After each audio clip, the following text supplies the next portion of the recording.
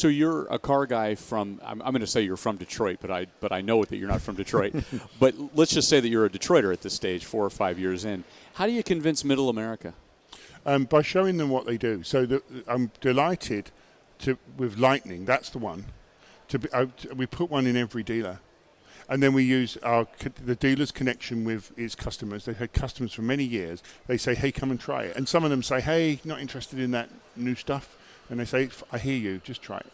Because 10 minutes in one of those things will tell you a lot. It creates the desire. They didn't even know they wanted it till they tried it. It's like when you tried an iPhone for the first time. You might not have understood what it was for a while. There were a lot of BlackBerry people around for a while. And I was one once upon a time. I thought I had to have a keyboard. But it was only when somebody showed you what else there was, you realized it's not a phone, it's an internet portal, and I would rather have a bigger screen than a keyboard. And that's the difference. So showing people is key, and getting it round, friends and family, getting in this adoption curve, because people trust their friends and family. And when somebody buys one, everybody loves them. Nobody goes back.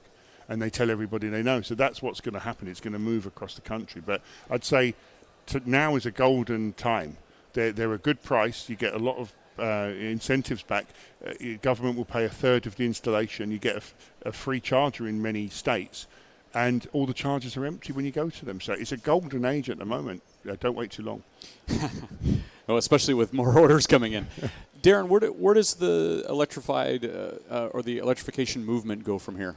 Like, if you look out 3 or 4 or 5 years, and we're sitting here at this show in 2027, what are we talking about as it relates to the lineup? So I always asked, where are the space cars? Right? Where are the really futuristic cars that you're always hoping to see, and these huge jumps forward? I think we've got lots of vehicles that are great now, but the technology is just starting. The brand new form factors that electric can give haven't even started yet.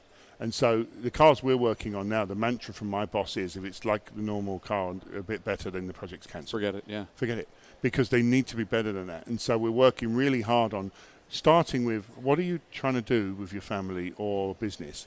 How may I make that better? Not starting with the car we've got today and modifying it. So they're going to look different.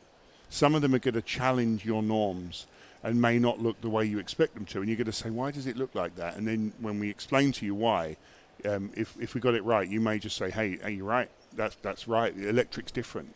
And there's a reason why that.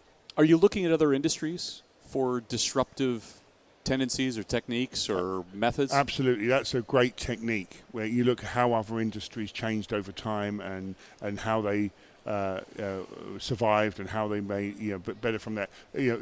Companies like John Deere, who worked to make value for their customers, who were then happy to pay for that extra value. The payment the customer made paid back many times. So industries like that and others as well. And we talk regularly to some other companies, famous companies, who are also yet to go through their transition and are asking the same question. And one of them, I won't name the companies, but they said, hey, you transformed Mustang into an electric brand. Yeah. It's unbelievable. Yeah. We've got this excellent brand which is rooted in gas. How do we move into electric? And they're in a different field to us. Fascinating talking about that with them and what they may do.